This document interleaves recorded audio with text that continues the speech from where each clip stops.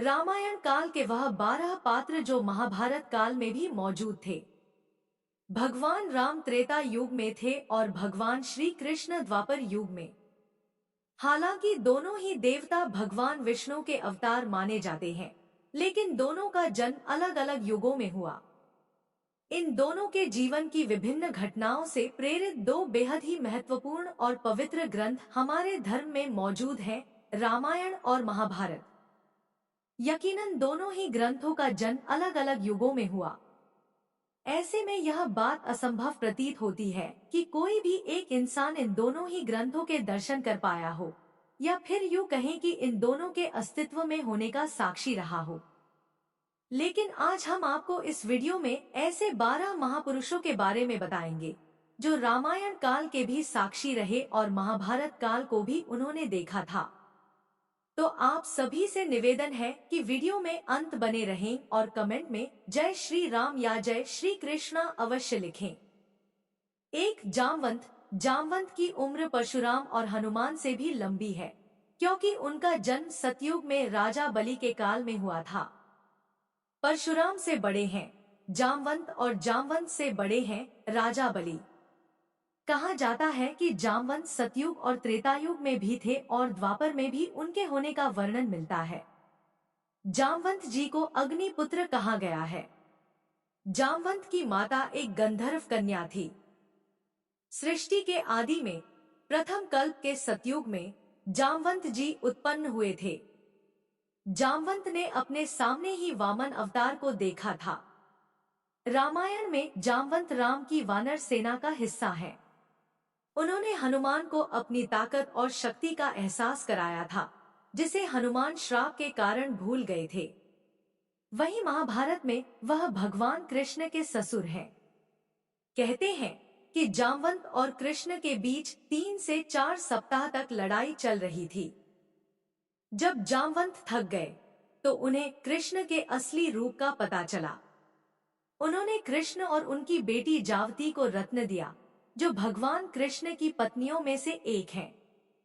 जामवंत जी समुद्र को लाने में सक्षम थे, लेकिन त्रेतायुग में वह बूढ़े हो चुके थे। इसीलिए उन्होंने हनुमान जी से इसके लिए विनती की कि आप ही समुद्र पार करें। वाल्मीकि रामायण के युद्ध कांड में जामवंत का नाम विशेष उल्लेखनीय है। जब हनुमान जी अपनी शक्ति को भूल जाते हैं तो जामवंत जी ही उन्हें याद दिलाते हैं। माना जाता है कि जामवंत जी आकार प्रकार में कुंभकर्ण से थोड़े ही छोटे थे। जामवंत को परम ज्ञानी और अनुभवी माना जाता था। उन्होंने ही हनुमान जी को हिमालय में प्राप्त होने वाली 4 दुर्लभ औषधियों का वर्णन किया था, जिसमें से एक संजीवनी थी। जामवंत रामायण के एक बहुत ही महत्वपूर्ण किरदार थे और भगवान श्री राम के वानर सेना के सदस्य भी थे। यह जामवंत ही थे जिन्होंने समुद्र लांघते वक्त भगवान हनुमान को उनकी शक्तियां याद दिलाई थी, जिसकी वजह से हनुमान जी माता सीता से लंका जाकर मिल पाए। लेकिन जामवंत का महाभारत के समय में भी होने के साक्ष्य मिलते हैं। पौराणिक कथाओं के अनुसार स्यमंतक मणि को हासिल करने के लिए जामवंत ने भगवान कृष्ण से नंदीवर्धन पर्वत पर 27 दिनों तक युद्ध किया था। बाद में जब उन्हें भगवान कृष्ण के विष्णु अवतार होने की बात पता चली तो उन्होंने युद्ध बंद कर दिया और अपनी पुत्री जामवंती से श्री कृष्ण का विवाह करवाया। 2 दुर्वासा ऋषि। मान्यता है कि दुर्वासा ऋषि सतयुग, त्रेता और द्वापर तीनों ही युगों में मौजूद थे। दुर्वासा ऋषि को उनके अत्यंत क्रोधी स्वभाव की वजह से जाना जाता है। उन्हीं के कारण भगवान राम के भाई लक्ष्मण को अयोध्या छोड़नी पड़ती है।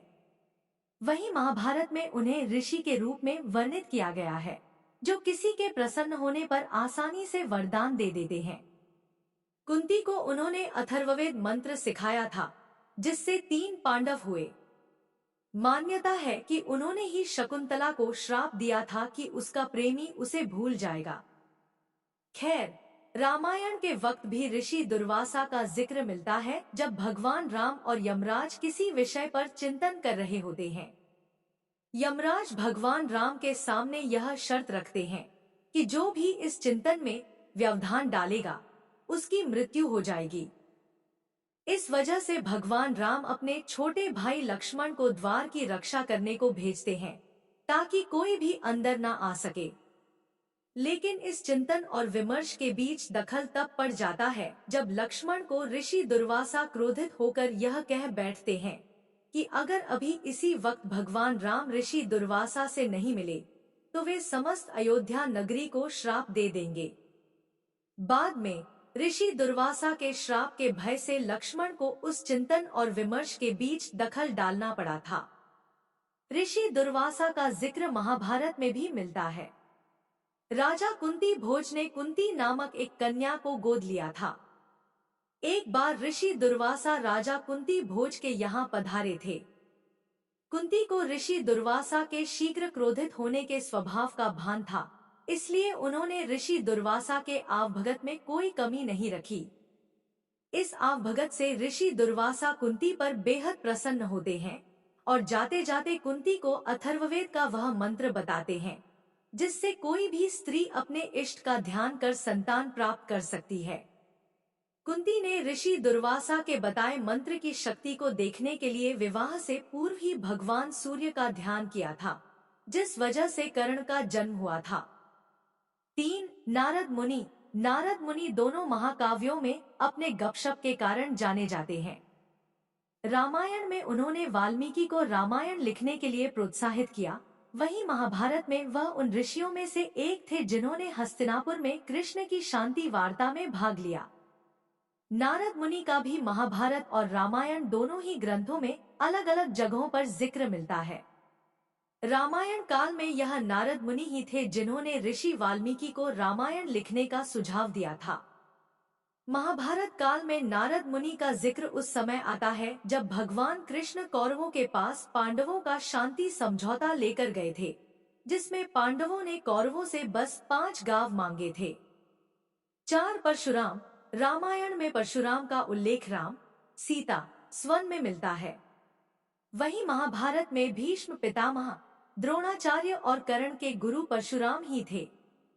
भगवान परशुराम का भी जिक्र दोनों ही काल में मिलता है।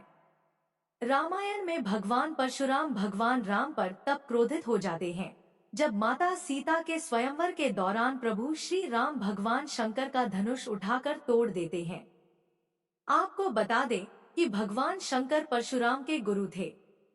महाभारत में भी भगवान परशुराम का जिक्र कई जगहों पर आता है, लेकिन सबसे चर्चित वाक्य उनका कर्ण के साथ है, क्योंकि कर्ण के गुरु परशुराम ही थे।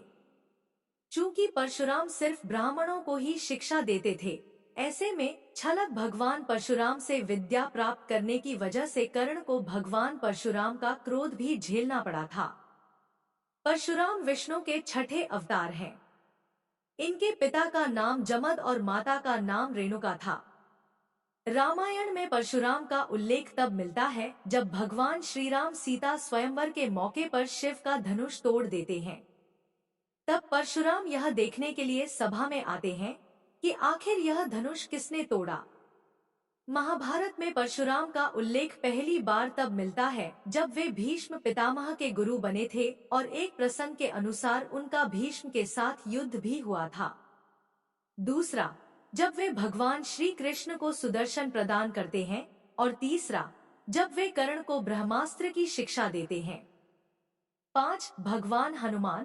त्रेता युग में जहां भगवान राम के कार्यों को पूरा कराने में हनुमान जी का बहुत योगदान था, वहीं द्वापर युग में पांडवों के वनवास काल के दौरान एक जंगल में भीम को हनुमान जी मिलते हैं।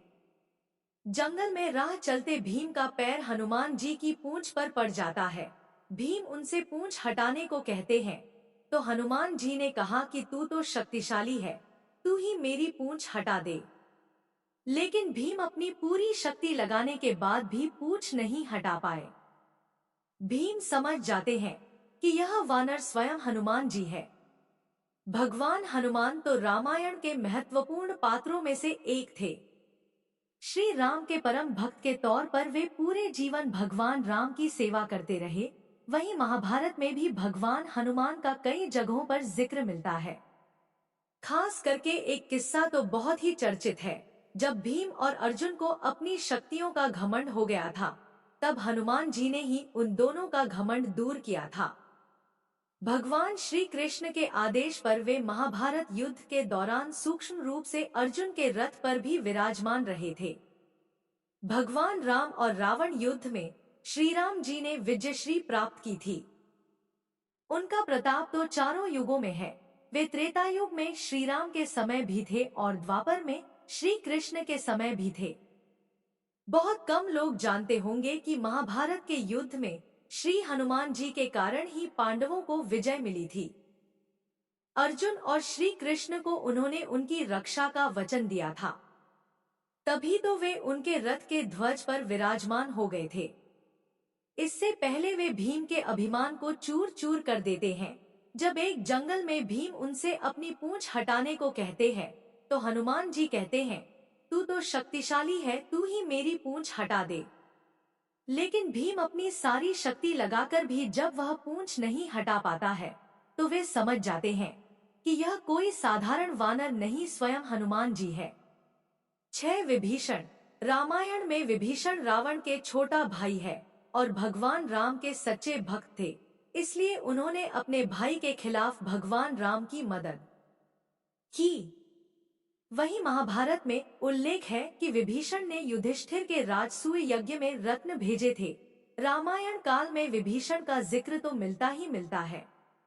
विभीषण भले ही दानव कुल में पैदा हुए और भगवान राम के शत्रु रावण के भाई थे, लेकिन चरित्र और मन से वे पवित्रात्मा थे। उन्होंने ही भगवान राम को रावण की मृत्यु का भेद बताया था। विभीषण का जिक्र महाभारत काल में तब मिलता है जब पांडव राजसूय यज्ञ कर रहे होते हैं।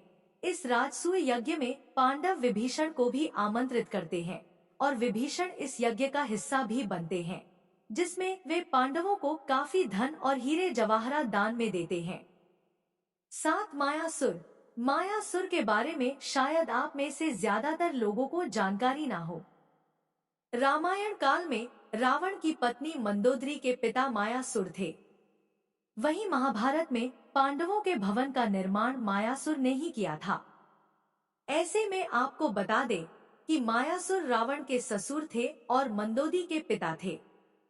वहीं महाभारत काल में मायासुर का जिक्र तब मिलता है जब पांडव दंडकारण्य के जंगल में आग लगा देते हैं। इस दौरान अर्जुन मायासुर के प्राणों की रक्षा करते हैं, जिसके फल स्वरूप मायासुर पांडवों के लिए इंद्रप्रस्थ में एक मायावी महल का निर्माण करते हैं। मायासुर देवताओं के शिल्पी विश्वकर्मा थे, तो असुरों के शिल्पी मायासुर थे। मायासुर ने रामायण काल में कई विशालकाय भवनों और शस्त्रों का निर्माण किया था।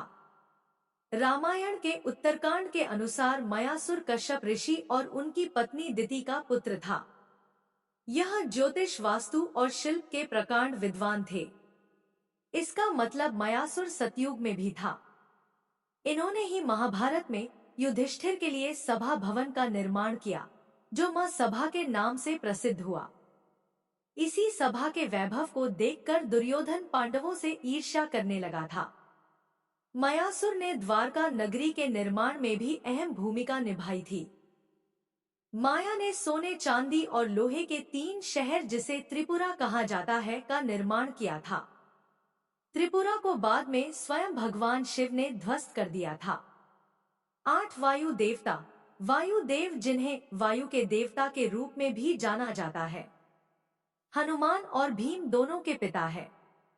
हनुमान को पवन पुत्र और भीम को वायु पुत्र के नाम से जाना जाता है। उन्हें सौतेले भाई के रूप में जाना जाता है। रामायण काल में माता अंजनी ने पवन देव के पुत्र हनुमान को जन्म दिया था। वहीं महाभारत काल में पवन देव का तब जिक्र आता है जब कुंती राजा पांडु के अनुरोध पर महर्षि दुर्वासा के बताए मंत्र से पवन देवता का आवाहन करती है और फिर भीम का जन्म होता है। कहा जाता है कि भीम और हनुमान जी आपस में भाई ही थे। 9 ऋषि वशिष्ठ। रामायण काल में प्रभु राम और लक्ष्मण जी के गुरु के रूप में हमें ऋषि वशिष्ठ का जिक्र मिलता है। ऋषि वशिष्ठ और उनकी पत्नी अरुंधति का एक पुत्र भी था, जिसका नाम शक्ति था। शक्ति भी आगे चलकर एक ऋषि बनते हैं। बाद में महाभारत काल में भी शक्ति ऋषि का जिक्र मिलता है। महाभारत में ऋषि शक्ति को पराशर मुनि का पिता बताया गया है। पराशर मुनि ही विष्णु पुराण के रचयिता हैं। 10 महर्षि भारद्वाज। रामायण में भगवान राम और देवी सीता ने वनवास की यात्रा की शुरुआत में उनके आश्रम में उनसे मुलाकात की थी। महर्षि ने भगवान राम से अपने साथ रहने का अनुरोध किया, लेकिन बहुत विनम्रता से भगवान राम ने मना कर दिया और जंगलों में जाने का फैसला किया। वहीं महाभारत में वह कौरवों और पांडवों के शिक्षक द्रोण के पिता थे। महर्षि भारद्वाज का जिक्र रामायण में तब आता है जब भगवान राम माता सीता और लक्ष्मण के साथ वनवास के लिए निकलते हैं। तब उनकी सबसे पहले मुलाकात महर्षि भारद्वाज से ही होती है। महर्षि भारद्वाज वनवास काल के दौरान भगवान राम से उनकी कुटिया में ही रुक जाने का आग्रह करते हैं, लेकिन भगवान राम बड़ी ही शालीनता से उनका अनुनय निवेदन ठुकरा देते हैं। वहीं महाभारत में महर्षि भारद्वाज को द्रोणाचार्य का पिता बताया गया है। द्रोणाचार्य पांडवों और कौरवों के गुरु थे। 11 कुबेर। रामायण में कुबेर को धन के देवता के रूप में जाना जाता है। रामायण काल में कुबेर का जिक्र रावण के सौतेले भाई के रूप में होता है। कुबेर के बेटे नलकुबेर के ही श्राप की वजह से ही रावण सीता माता को ना अपने महल में रख पाया और ना ही उनका कभी स्पर्श कर पाया। महाभारत में कुबेर का वर्णन पुलस्त्य ऋषि के पुत्र के रूप में मिलता है। कहा जाता है कि कुबेर का जन्म एक गाय के गर्भ से हुआ था। 12 अगस्त्य मुनि। अगस्त्य मुनि ने ही अगस्त्य संहिता की रचना की थी। अगस्त्य मुनि को वशिष्ठ मुनि का बड़ा भाई बताया जाता है। वशिष्ठ मुनि ही श्री राम और लक्ष्मण के गुरु थे। बाद में जब भगवान राम माता सीता को रावण की कैद से छुड़ाने लंका जा रहे थे, तब वशिष्ठ मुनि उनसे मिलने आते हैं और उन्हें दिव्य तीर और धनुष सौंपते हैं। वहीं महाभारत में उनका जिक्र तब आता है जब उन्होंने विंध्य पर्वत को सूर्य देवता के आग्रह पर झुका दिया था। रामायण में अगस्त्य ऋषि रावण से युद्ध के पहले भगवान राम को दिव्य धनुष और बाण सौंपते हैं और उन्हें रावण के बुरे स्वभाव के बारे में बताते हैं। वहीं महाभारत में वह विंध्य पर्वत को ऊंचा होने से रोकते हैं ताकि सूर्य, चंद्रमा और सभी जीवित प्राणी उसे आसानी से पार कर सकें। अगस्त्य मुनि ने ही अगस्त्य संहिता की रचना की थी। अगस्त्य मुनि को वशिष्ठ मुनि का बड़ा भाई बताया जाता है। वशिष्ठ मुनि ही श्री राम और लक्ष्मण के गुरु थे। बाद में जब भगवान राम माता सीता को रावण की कैद से छुड़ाने लंका जा रहे थे, तब वशिष्ठ मुनि उनसे मिलने आते हैं और उन्हें दिव्य तीर और धनुष सौंपते हैं। वहीं महाभारत में उनका जिक्र तब आता है जब उन्होंने विंध्य पर्वत को सूर्य देवता के आग्रह पर झुका दिया था।